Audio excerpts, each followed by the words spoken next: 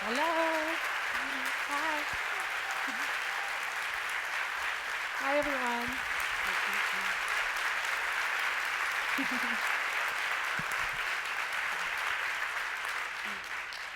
Hello. Hello. Wow. I was going to start with the kind of, hi, I'm so thrilled to be here, but we are all, I think, all of us so thrilled to be here with Cheryl Strayed, who is the author of Torch, Tiny Beautiful Things, and the best-selling memoir, Wild, about her 3-month-long solo hike up the Pacific Crest Trail. She went from the Mojave Desert all the way up to the Canadian border, which is, I think, nearly 1,100 miles. Right. Well, I hiked 1,100 of those Yeah. miles. I had to skip a few things because of the snow that Because of winter, the which snow. it was summer, but I mean the snow in the winter was so much that it was still there in the summer. But yes, 1,100 miles. It was a long way. I was asked if I wanted to walk here tonight. I didn't walk from Portland, but from my hotel, and the lovely woman, Karina, who picked me up, she's like, it's 12 minutes exactly. And I was like, I think I can do that. So I asked Twitter what questions they wanted me to ask you, and overwhelmingly, they wanted me to ask how your feet are. did they? Just a fair question. It is the number one question I get is how my feet are. And they're grand, you know, they're as good as a 46-year-old woman's feet can be. And it turns out pretty damn well, you know, pretty good.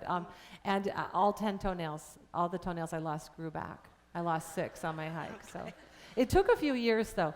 I have developed a side business since the publication of Wild as the person who can counsel people about their toenail troubles.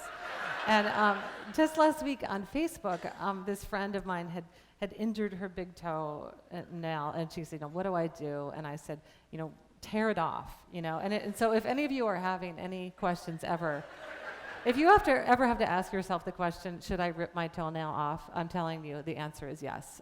So there you go. I love it. I had exhaustive questions to talk with us about, and this is we not can where I just- thought we would I begin. know. At all. It's fantastic. So just to let you all know the way that we'll work, Cheryl and I will talk for a little bit, and then we'll open it up to questions from the audience.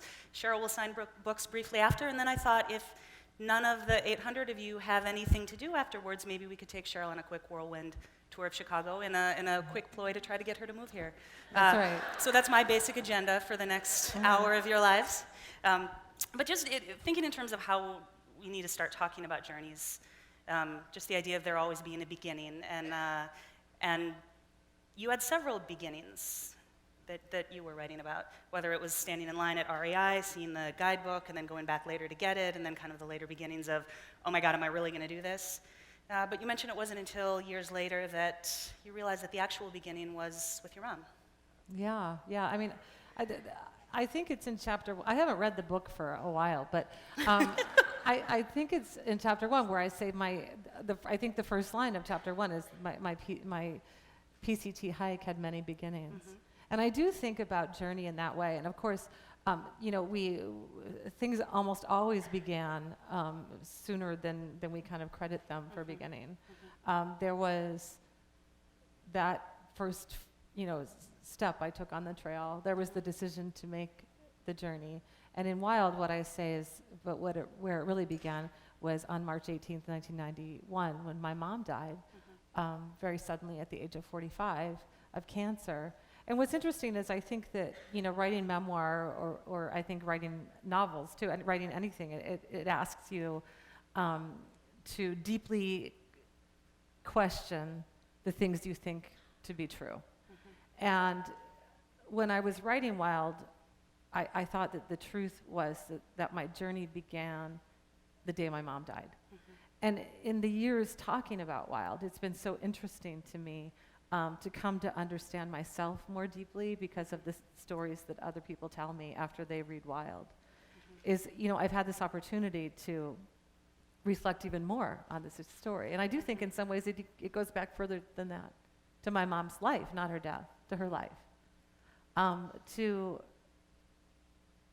In some ways, the experience I had as a human in the world, being loved so deeply by my mother, which produced the kind of person who, at her darkest moment, I'm going to talk about myself in the third person now, decided to take this hike, you know? So I think it was like, I really do think that journey began with, you know, the very beginning, that like my mother's love, you know, the day I was born. And so there are all these, you know, layers and layers of journey that I think are always present in all of our stories, and certainly in the one I wrote about in Wild. But you were writing about this subject matter long before you started writing about Wild, if I'm correct. Yeah. Well, you know, I didn't really write much about my hike. I wrote about my mom's death. I wrote about my grief. Those were my obsessions, much to my embarrassment. I couldn't stop writing about this thing. And when I first began writing Wild, it really was, I thought, well, you know, my husband had always encouraged me to write about my hike. I met him 9 days after I finished my hike. And he was always like, it's so interesting, you really have to write about this someday. But I didn't feel that it was worthy of literature. I didn't feel that my experience, that adventure transcended in the way that art needs to. You know, I didn't understand that it could be about more than just me and my hike until I started writing it. And I remember saying at the outset, when I decided that I was going to write about my hike, I remember saying, it's so thrilling to know that I'm finally writing a book that has absolutely nothing to do with my mother. And, you know, so that just tells you how much writers actually understand about their work when they set out, you know. And I mean, I really did say that sentence. I really did think that Wild, when I began writing Wild, I really did think that Wild was not going to be about my mom. And that's what I mean when I talk about the journey of writing, that you actually come to understand what's true about your life through writing about it, or at least I do. It's kind of, I think it's a book that's been in multiple different book clubs, and you've done multiple different interviews, and it's, I think now with the film about to come out, there's kind of this new discussion, and I'm fascinated to kind of hear about how you're answering maybe many of the same questions now that you did before, but how you see them in different ways with the couple of years that have passed since the book came out. But in discussions that I've had about it, it comes back to the question of your mom. It comes back to the question of this greater metaphor of the book, which I actually heard you speak about, I think, at the press conference for the film, where, you know, here's this metaphor of just needing to keep walking and keep walking. And I was hoping maybe you could speak to that a little bit. Yeah, you know, I do think that I mean, I really mean it truly when I say the writing teaches me what I have to say. And I found myself, and this has happened over and over again when I write nonfiction, and it is, I think, the most exciting thing about writing nonfiction. I know there are people in the room who've written memoirs and essays and such, is that just the way that if you can just bring yourself to the place where you can write very clearly and very candidly about what happened, almost always what happens for me in that process is that the layers beneath that reveal themselves. And then once you have it, you know, you become responsible for using it, for taking advantage of whatever metaphors or symbols or meanings that actual life, that the actual hands to us. And, you know, the clearest example I can give was that I really, you know, when I say I started writing Wild and decided to write about my hike, it was really, I first began thinking that Wild was going to be an essay. I was very skeptical about the idea of my hike being legitimate fodder, essentially, for literature, because I really do believe that memoir, as bad of a rap as it gets about being this narcissistic form, I think it's impossible to be a narcissist and write a good memoir, because I think good memoir is about using the self to tell a story that's about all of us. You know, I think that it has a very grand reach that at first blush might seem to be just, you know, self-absorbed. It's actually, unless you can manage to use the self in a way that makes sense to other people, that resonates with other people, those stories you tell, whether they have something in common with you or not, that seem true in a human way. So I thought that, you know, I was worried that this idea of writing about a hike would really just be like, look at me, I took a really interesting trip, you know, and which is really the premise of, you know, so many students in my memoir classes, they come in with that premise. Something terrible happened to them. They took an interesting trip. They, had a really hard time, doing X, Y, or Z, and that they think that that's their book. And it's actually not their book. What their book is what they find out about why it is that they need to tell this story and why we should listen to it. So I thought I had about 20 pages of material that I could manage, that I could write about the hike for about 20 pages.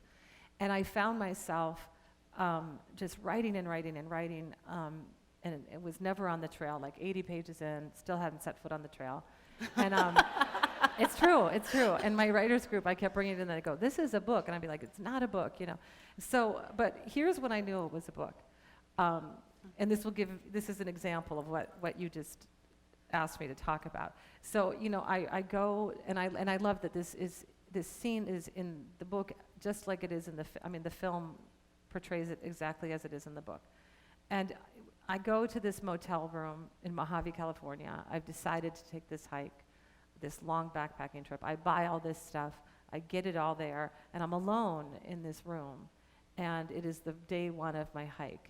And for the first time ever, I packed my backpack. It was, not a good idea, just so you know, to do that.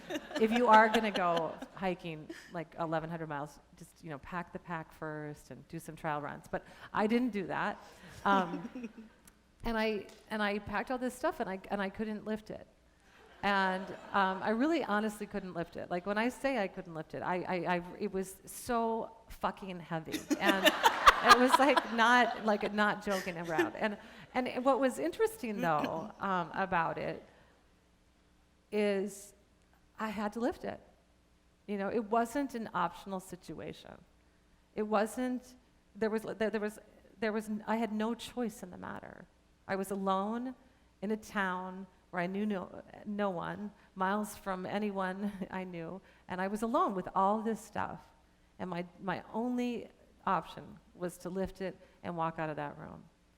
And in life, I lived that moment to be hard and a little bit funny. The hardest things are always a little bit funny to me, especially if I'm like in them by myself. When I wrote that scene, however, when I did that thing I just described to you, where I just got out of my own way and I just wrote what happened, suddenly it was just like, if you read that scene, which is inherently a funny scene, like every line is like symbolic. Every line is like a symbol. When I write the line, like, I thought I would be able to go backpacking because I thought all the things I needed in order to go backpacking would just equal a weight that I could carry. What I'm really saying is, I thought that if you have a mom, you just get to have a mom, like for the rest of your life, for as long as you need her. I thought if you had a dad, he would actually love you in this way that dads are allegedly supposed to love you. And I didn't get either of those things. I didn't get a bunch of things.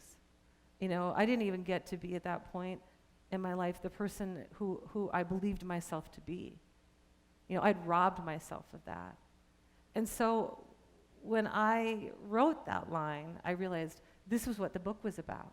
Like the book was about how it is, not just me, all of you have been at one point or another alone in a room with a weight that you couldn't bear, that you had to bear. We have to do that a few times, most of us, over the course of our lives. And so once I had it, once I knew that was my mission, that I was going to write to that truth. How is it that we bear what we cannot bear? How is it that we survive our suffering? How is it that we move forward even when it hurts to do so? So once I had those things, and I don't mean to say that I think that you should sit down and say, well, this is my theme, but there's a difference between deciding upon a theme and uncovering in the course of your work a truth, And so that's what I was trying to do with Wild. That's how, life, that's what I mean by if you pay attention to your life, it offers up all kinds of things that are really bigger than you. This is one of those moments where I'm used to sitting on that side of the audience, and so this is where I would have my notebook out and I would be writing that down and I would learn from it and my whole life would change. But now everyone's looking at me to answer the question with it. But I think that's that happens to me often as a reader of yours, is there are these moments where you're kind of reaching through the page and grabbing, at least me personally, and I'm going to wager there are many of us in the room who feel this way, kind of grabbing us by the shoulders and shaking us and telling us the thing that we most need to hear. I think for me it was clearest as a kind of a longtime follower of the Dear Sugar column on the Rumpus. And again, I think if I were to sort of go around the room, there are many of us who could share the stories of when you were first reaching through. And where I first came to your work, my husband and I were going under financially, and it was a piece of yours called The Future Has an Ancient Heart. And in it, you grabbed me by the shoulders and said to me, you do not have to maintain a perfect credit score. You have to, Megan, because it was, you were writing to me, I wasn't.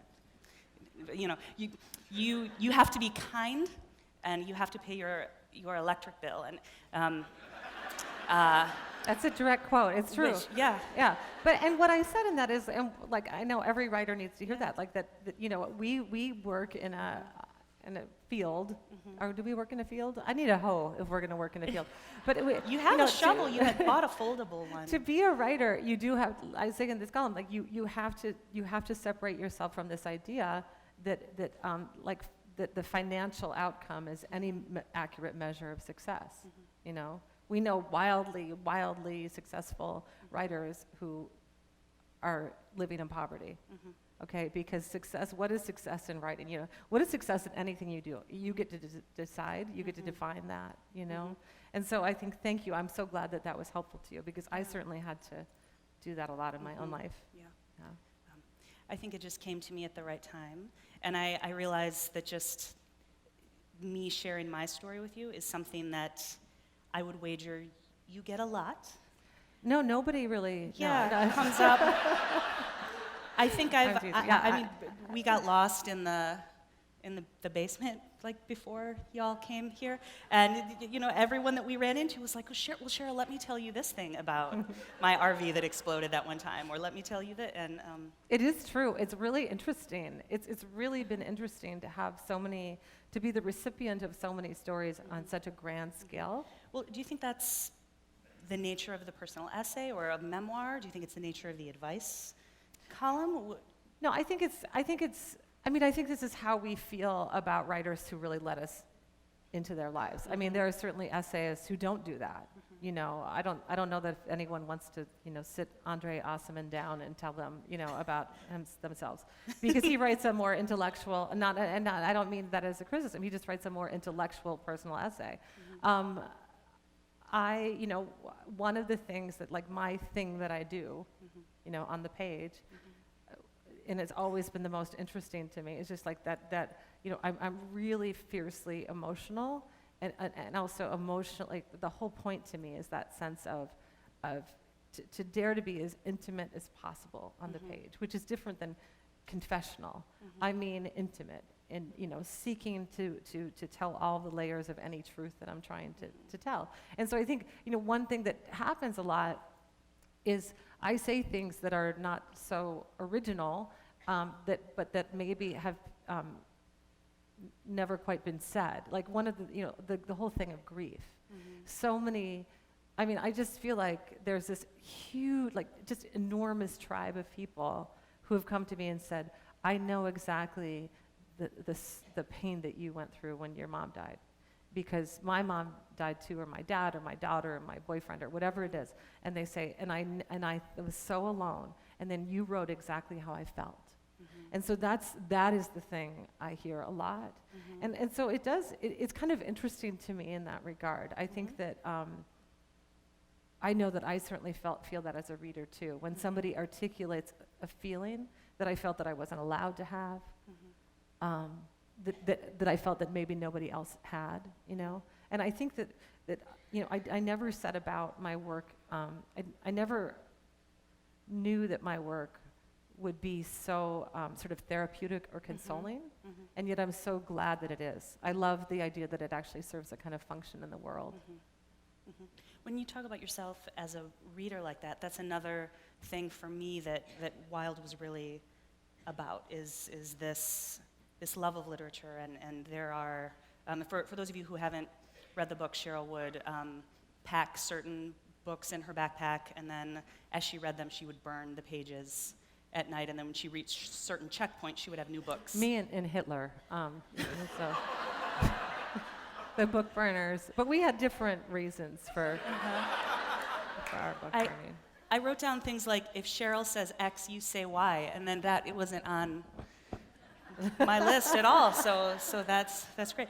Anyway, so kind of coming back to this idea of literature, and something that I loved that you talked about in Wild was how reading you understand books at entirely different times in your life. I think the example that I'm going for is you first started reading, help me out here, a book called The 1,000 Things. The 10,000 Things. 10,000 Things at By Maria first, Zimmer, in college, and you were just kind of like, I have no idea with this. But then it was later on the trail that work really spoke Suddenly to you. I was just like, have any of you read that novel, The 10,000 Things?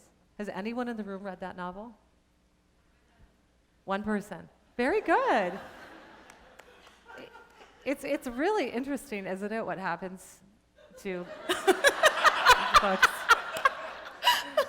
It was an international bestseller when it was published, The 10,000 Things.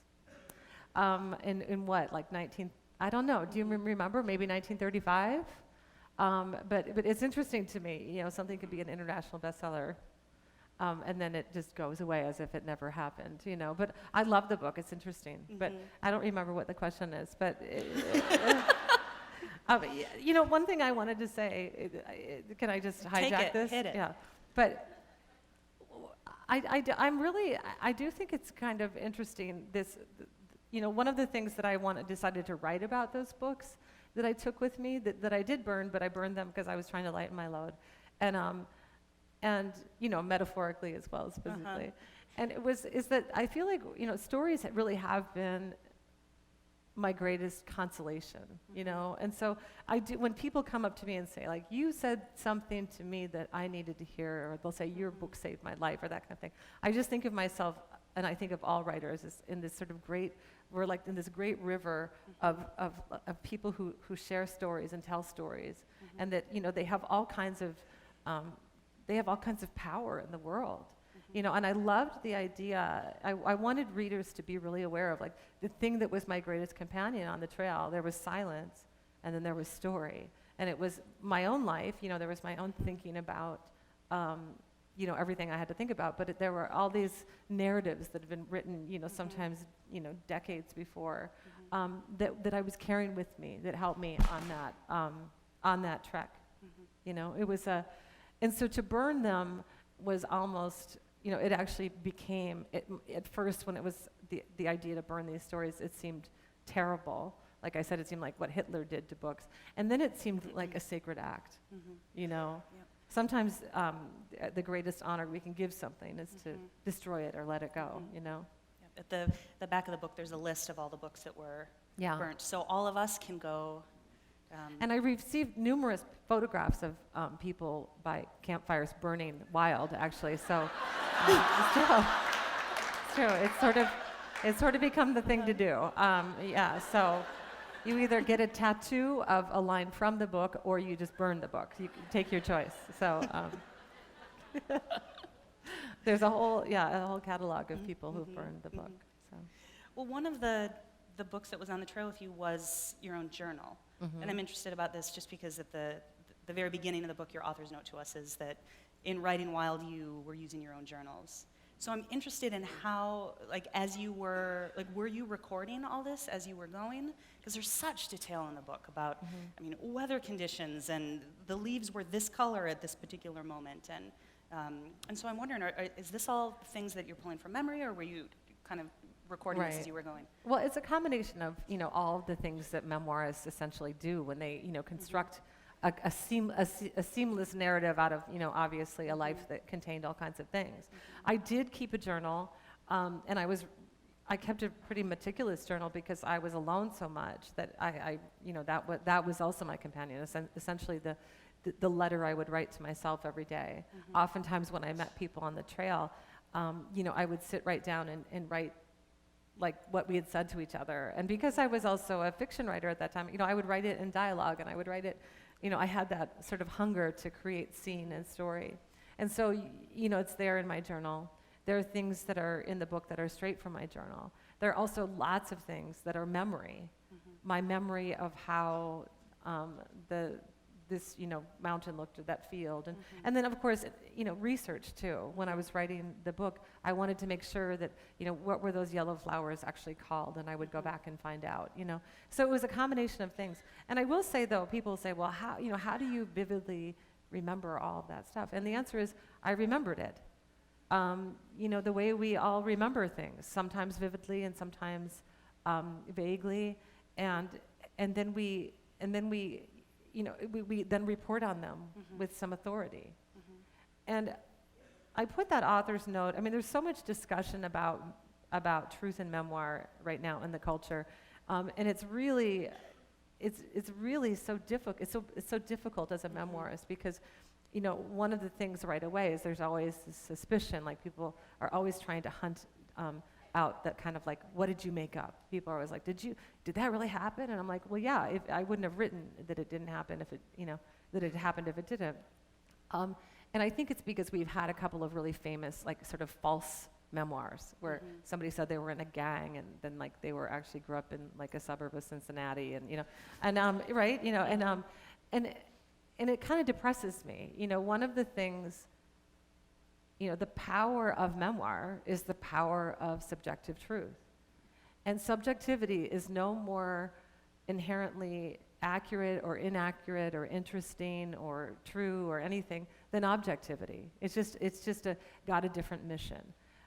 My job in Wild was to tell you how it felt to be me that summer, to tell you how it felt to be inside my body, inside my mind, inside my feet, as I was hiking that trail, and to tell you who is my father to me, not who is my father in the world, who is my mother to me. So that is what memoir does, and that's what we do really well. And so if there's all this conversation always about like, well, but did he actually wear a green shirt, or was he, it becomes a little, it can become a little it's sort of actually, to me, I just feel like, yeah, it is partially my memory, and that's also, a valid source of material. The interesting thing, too, is my first book is a novel, and the number one question I was asked all the time is, well, which parts of it are true? So we're always trying to hunt out the truth in fiction and the fiction in nonfiction. I don't know what that's about, but it's interesting. I'm interested in, too, in how all of this influences you as Sugar and writing these advice columns, because they're I mean, it's a form and genre all its own. I mean, it's not just, you are not just writing a advice column, it is a personal essay. Right. So how do all of these ideas, I mean, was that a conscious thing when you first took over this role as Sugar? Or can you tell us a little bit about how that came to be? Yeah, it wasn't conscious. How many of you are familiar with the Dear Sugar column or Tiny Beautiful Things? Awesome, thank you.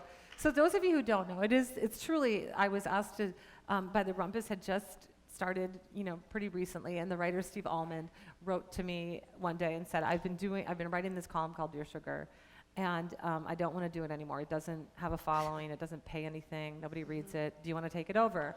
And and I was like, that sounds like fun to me. So so I took it over, and the beautiful thing, and this has been true, throughout my life, the beautiful thing about not being paid to do something is you can do whatever the fuck you want, and nobody's the boss of you. And so I just decided that what an interesting opportunity. I mean, first of all, I was afraid because I've never gone to therapy. I went to therapy like 2 times, which I wrote about in Wild. I never took a class in psychology, but I did. So I felt a little bit like, okay, who am I to tell anyone, what I think they should do? And once I started writing, I realized that I'd spent my entire life really preparing for that job, for the job of giving advice. Because as a writer, I was constantly, grappling with that question of what does it mean to be human? who is the public face? Who is the private self? Why do we do this? Why do we do that? That's how you build a character on the page. That's how you build a persona of the self on the page, is you deeply excavate and examine and question everything. And so I just decided to bring that, like those powers to bear on any question that was asked me. And so I used story. I told stories from my own life.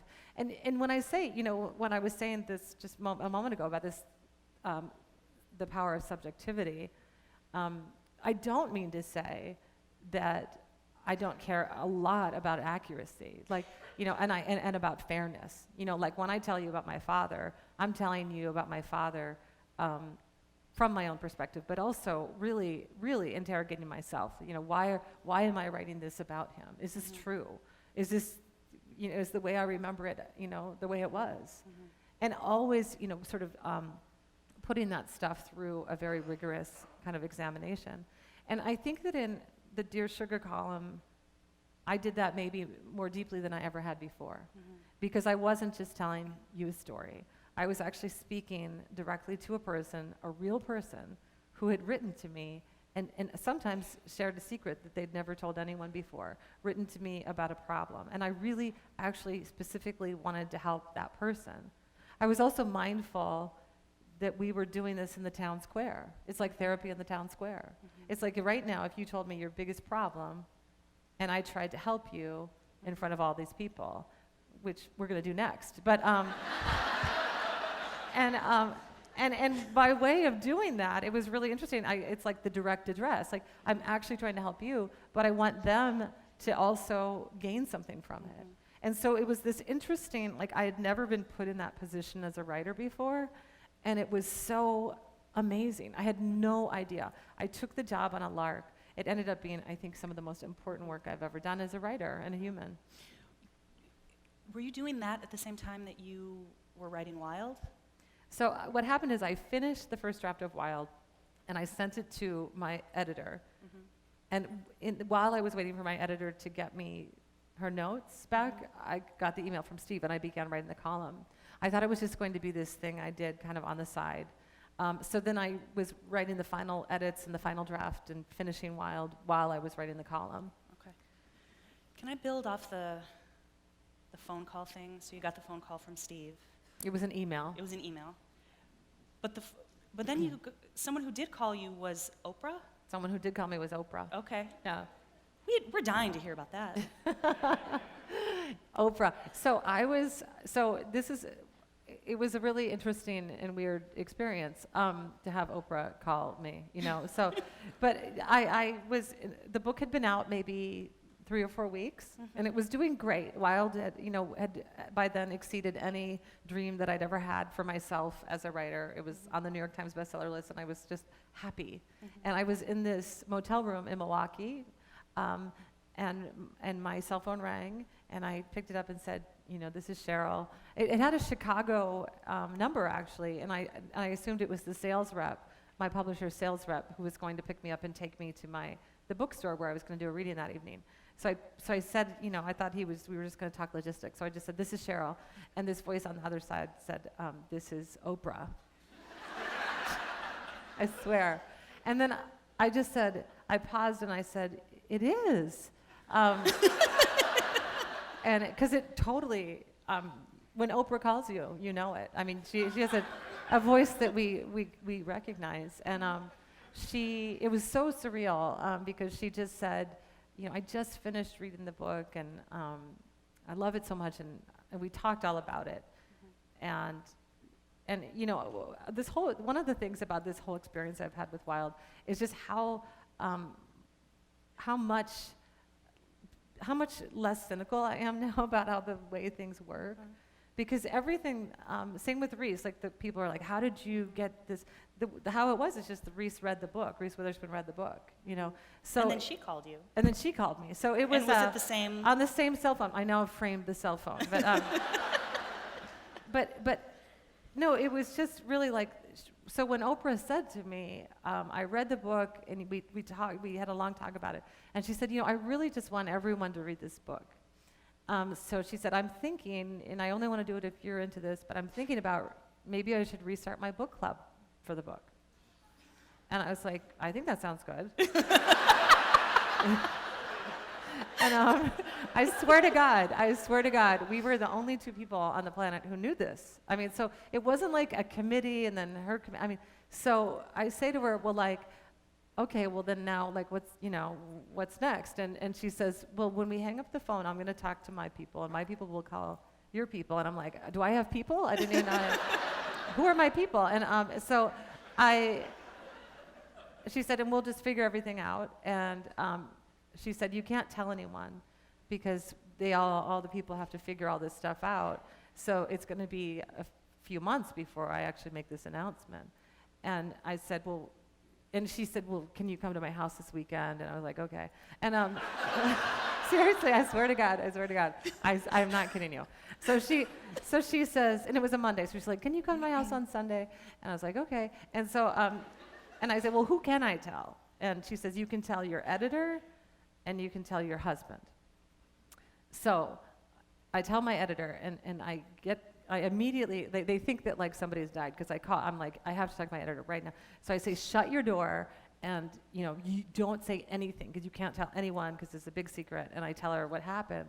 And she instantly starts shrieking and opens her door, runs down the hallway, and she's screaming to everyone at my publishing house, Oprah called Cheryl. So, but then she was like, but you can't tell anyone, Cheryl.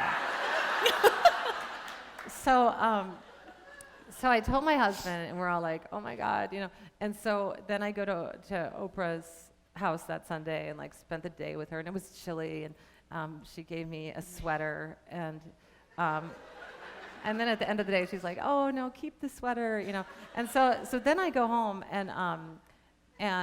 but my husband and I were like not allowed for literally like 2.5 months to tell anyone. But I keep wearing this sweater because it's like from Oprah. So everyone like petting it. It's this cashmere sweater. My friends are like, is that a new sweater? Yes. Anyway, but it got to the point where I was almost sick. Like, have you ever had to keep a secret? Because all these people too at my events, they'd go during the Q&A, I have an idea. You should send your book to Oprah because I think she would really like it. And I'd be like, great idea. So she finally, but by the time she made the announcement, every time I even thought the word Oprah, I felt like a sniper was going to shoot me in the head, Because I was like, my editor, they were like, you cannot tell anyone. So she made the announcement, and yeah, it was amazing. But it was totally just Oprah liking the book. That's all it was. It really was just that. Mm-hmm. Which really is kind of cool, isn't it? It's like, I love that that rose out of just like, she liked a book. Which is similar to what Reese has been saying. Yeah, same thing. In interviews. I saw, again, when I was watching the press conference, that they were asking you if you were afraid of what the movie was going to be. Yeah. Are you asking me? Yes. Yeah. Yes. Of course. I mean, I think, obviously, like, Wild is, I think anytime you write a book, when you then put it in another artist's hands and say, well, here, you make this other big thing about it, and especially when it comes to a Hollywood film and a star like Reese, that for a lot of people, let's face it, for a lot of people, what Wild will always be to them is whatever, you see on the screen. They're not going to read the book, they'll have seen the film. And so, it mattered to me a lot that Reese had really good intentions, and also that she had a good plan. And one of the things she said to me over and over in our first conversation is like that she would protect me. And I didn't quite know what exactly that meant. It mostly meant that it was like, I think most people will be surprised to know that Wild is actually, it's considered an indie film. The budget was very low for a Reese Witherspoon film because she didn't sell it to the highest bidder, because she and her co-producer, Bruno Papandrea, wanted artistic control. They wanted to protect the integrity of the story. They didn't want any Hollywood executive saying, well, can we just make Cheryl more likable? Does she have to say fuck so often? And she just was like, I'm not going to endure that. And so she brought it to a studio who would support the vision that we all had of the film, which was the vision of the book. And so when you see the film, there's some changes that have been made. There are a lot of things in the book that aren't in the film, but you will see that the film is very true to the book. It's really the book. Don't you? Who's seen it? Has anyone seen it? Yeah. And did you think it was true to the book? Yeah. Me too. I love the film. I think Reese is extraordinary in it. Yeah. I think just one more thing before I throw it out here to questions. But something that just struck me with what you said about Reese saying she would protect you. And I'm not sure what that means in the language of Hollywood, but I watched an interview with you on the red carpet. Yeah, that's me, on the red carpet. Banging dress, by the way. It was awesome. Is it in London or Toronto? It was in London, and they kept apologizing to you for the rain, and you were like, I'm from Portland. I hiked the PCT. The PCT, like I can deal with your London rain. But an interviewer asked you if it was hard for you to grocery shop right now. Oh. And something that I really appreciated was, I don't think you need anyone to protect you. I mean, just how you very graciously kind of explained to that woman that you have been working your ass off for 2 decades on your work. And this is a phenomenal book that you worked and worked and worked for. And this kind of huge success it didn't just appear out of the clear blue sky. This is something that you put everything into. Right. So I was grateful for that. Thank you. I don't even remember what I said, but it was raining so hard. But it's on YouTube. It's on YouTube. You can watch but it. Yeah, I mean that is something. That's it, it used to be like, are your feet okay? Now one of the questions that's sort of supplanting that is like, what's this like? Yeah. And how has this whole experience like changed you is a thing I think a lot of people are curious about, and my friends are curious about it too. And I mean, what they see is, it hasn't changed me. It's only been a really interesting experience. But I feel like it's like out there. It's not about me. Like everything about me in my life is pretty much the same, And so when she's like asking that question about like, how can you grocery shop? It's like, well, just the same way. It's always hell to grocery shop, and it always will be, right? So I mean, I think part of it too, I'm grateful that I had this experience in my 40s instead of having it in my 20s. I do think that it would be really challenging to be, really have that kind of success or be in the public eye at an age where you're still very much trying to figure out who you are. By the time Wild was published, I think you're always growing and evolving, but I know who I am, so I'm grateful for that. Okay. All right, thank you, you guys. Thank you.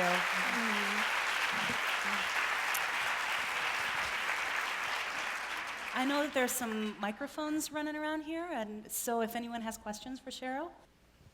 Is this for me? Okay. Oh my God, I'm first. This is amazing. Hi, Cheryl. Hi. Where do I start? Tiny Beautiful Things, in particular, was incredible for me. For those who haven't read it, you have to read it. I push it on all my friends. Like I give it to people I give it to those strangers. It's amazing. Thank you. I've learned so much from it, and I think the thing I learned the thing I learned the most was you don't go into advice or anything on people's really emotional or tough situations without first giving a bit of yourself first. Like it's amazing. Like I think you brought it up. Like you learn so much about your past when you're talking about someone dealing with grief of a son or dealing with a lover or whatnot. And I just wanted to kind of pry into more into I feel like that must have been conscious, but also I feel like Wild to me, analogously, is an entree into such a larger conversation as well. And was that very conscious for you as well? Like the sense of if you're going to have really intimate, emotional conversations, that there's this need of give and take before you can have that. Yeah. So the questions, I'm sorry, the microphone cut out a little bit at the end. So why the like was that really conscious for you, especially in being sugar? Was it conscious for me? Yeah, I mean, I think innately, just as a human, I've come to really learn that that vulnerability is a strength, and I think that when we share ourselves, at what we see as maybe kind of like the weaker moments or the flaws, or the doubts, the fears. Like those are really rich places to reveal on the page and also in person. I mean, I also think it really, well, one of the things people fear about talking about those aspects of themselves or writing about those aspects is that they will be disliked or judged or condemned or mocked or whatever. But, what I've found to be true is that when you take that risk to sort of go beyond that like the chatter, that you actually say something real to somebody, that very often what you get back is something real. And so I definitely feel like, with Dear Sugar, it was more direct. Like I said, I was in conversation with somebody who'd written me a letter. It was an epistolary exchange that was overt and direct. With Wild, the conceit always, I think, in any first-person narrative, whether it be fictional or non-fictional, is that, I know you're there, but I'm going to pretend you're not. I'm going to tell you something real about myself in hopes that you'll see something real about yourself too. And I think that's the power. I mean, those are the personal essays I love. That's the work I love. One thing that maybe some of you know is that how Megan and I are just meeting for the first time tonight, but how I knew her. I mean, you first read me on the Rumpus, right? Well, that's also the first place I read Megan. And last year I edited the Best American Essays 2013. And I chose an essay of hers that was published on the Rumpus, an essay called Channel B. You can find it online or you can get it in the Best American Essays 2013. It's beautiful.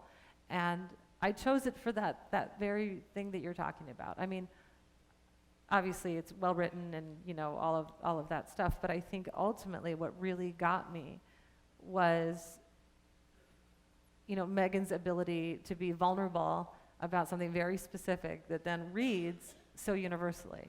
I really do believe that's what I come to literature for. And so, so thank you for noticing that in my work. And I just want to say, that's the thing that makes me excited as a reader as well. Cheryl, was 45 a more challenging year for you when you faced the year that you lost your mom, when she died at 45? Yeah, I don't know if I would say challenging. It was conscious. I was very, very aware of my 45th year. And I was very aware, I know the exact day that I crossed the line where I outlived my mom in the middle of my 45th year. And I turned 46 in September, and it was an almost melancholy birthday for me, even though melancholy isn't the word. It was mindful. It was, I sat at one of the traditions that my mom started is on your birthday, you get your birthday cake for breakfast, okay? So, which I think is really the way to live. And so we're having birthday cake on September 17th when I turned 46. And they were my kids and my husband just singing to me. And I don't know if I can say this without crying. And I just felt this acute sense of gratitude that I just got to be there, that I got to turn 46, that I got to do, what my mom didn't get to do. And I felt so much how she would have wanted to do that. And so I just feel lucky. I think it's just, I think it's so terrible how much we bitch about aging. Like, I don't think it's terrible to bitch about your knees hurting and stuff. That's okay if you do that. But I mean, like, this idea that, like, to get older is not a glorious thing. It's not a fortunate thing, And I think anytime you've had somebody in your life who's died young, you really do. You have little time for that kind of whining. I'm so happy to be 46. Thank you.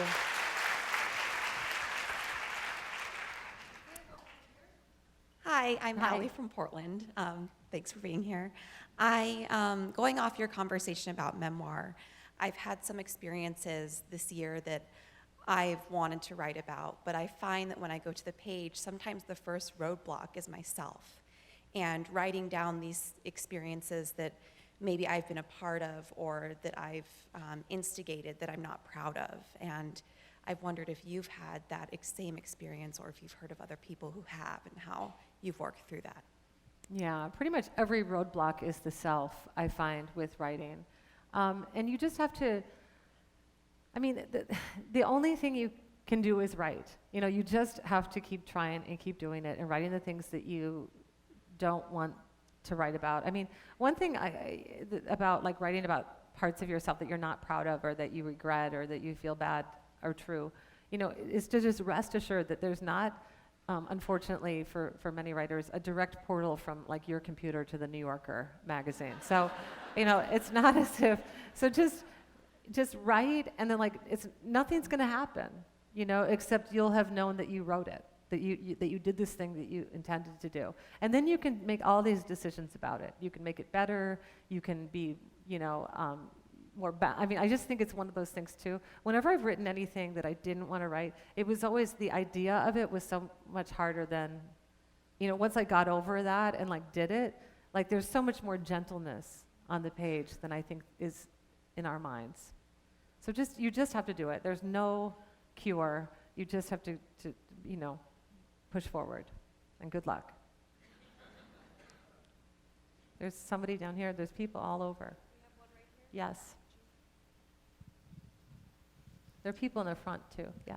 Hi, my name's Tiffany, and I'm actually part of a class from UChicago, and we're reading your book, so thank you for spending time with us today. Thank you. I guess my question, it's kind of similar actually, but in addition to just writing fearlessly, how do you figure out what a book is about? Like, how do you figure out, you know, the balance of sharing something that's personal, but also having it be relevant to your readers? What are some other techniques or strategies you use to figure out what your story is about? Well, really by writing it. You know, I think most writers would tell you that, you know, that they learn so much is revealed to them along the way. And as much as we all want to be in control, like, you know, I'll sit down with all of these ideas, and then once I start writing, other things arise. And you do have to sort of trust that. And also trust the process, that sometimes you've written a whole book, and then you have to go back to the beginning, you know, almost to that first blank page, and consider it anew. One thing that's always very sort of interesting even to me when I think about my own process. So I sold Wild based on the first 130 pages of the book, which is essentially, you know, give or take, you know, like through, like all the stuff that's in the book through maybe the first, you know, few nights that I'm on the trail. And when I sold the book, I had to write this synopsis chapter by chapter saying like what would happen next. And you'd think with a memoir, which is a story that I lived, that I would know what happens next. But you would be wrong. I knew what happened. So in my synopsis, and I have a record of this, so it's really fascinating to me. I say, you know, I report kind of like the hike. I know that's gonna happen. But as you know, the backstory is such a big part of Wild. And so in each chapter I'd say, and then I write about, you know, my father, I write about this or that. And nowhere in the synopsis is any mention of what I think is one of the most important scenes in the book. And the reason it's not there is because I didn't know it was going to be in the book. I was, you know, 200 pages into the book before I realized that one of the most important scenes in the book had to be in the book. And that is my brother and I killing our mother's horse. And here I am. I knew that was such a, you know, hard experience in my life. I knew that it evoked everything. It expressed everything that was true about, you know, how alone we were in the world when we had to kill our mother's own horse, you know. But it wasn't until I was so deep into the book and deep into the psychology of who I'd been at that moment in my life via the writing, that's how I got back there, that I was like, I have to write this scene. And so the writing teaches you what needs to be written. You know, you can sit around and think about it all day long, but until you're really writing, you don't know what you're going to say. And sometimes it's several drafts before you do. This is why, children, it's so hard to be a writer. So avoid it at all costs, okay? It's the sad truth of it. And if you write in some other way, if you're one of those people who just sit down and like magically writes a book in 6 weeks, we don't want to talk to you. You're not invited to share that story with us. We have time for just one more. I'm sorry, you guys. It seems like we just began, doesn't it? My Oprah story was rather long.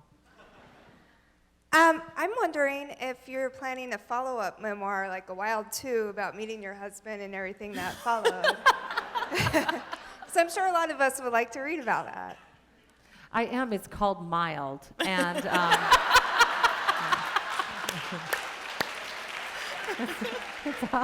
it's marriage, monogamy, and motherhood. Yeah. So yeah, it's called Mild, and I am writing. I'll always be writing another book. One of them, I've kind of got 2 books in the works right now, which means I'm not working on either one of them. But they're in my head, and I'm mostly busy being the ambassador for Wild, because I have been so involved in the film as well, doing so much work for the film. But I have the two next books I'm going to write. One's a novel and one's a memoir. Which one do you think I should write first? The memoir, okay. Yeah, the memoir I have in mind. I don't exactly know what it's going to be. It's going to be a little bit like about some things that happened before Wild. I mean, before that summer I wrote about Wild, and then a lot of things that happened afterwards. And that's the interesting thing about memoir, is I think sometimes people will say, oh, it's your life story. And it's like, well, it's actually the story of a part of my life. I could write another memoir just set in my 20s, where the Pacific Crest Trail hike is like a paragraph in that book. You know, there's so many things in Wild that I did condense that like I could expand. And so, you know, so I'll ponder Wild too. But thank you for the tip. Yeah. Awesome. Thanks so much Thanks to everyone. everyone.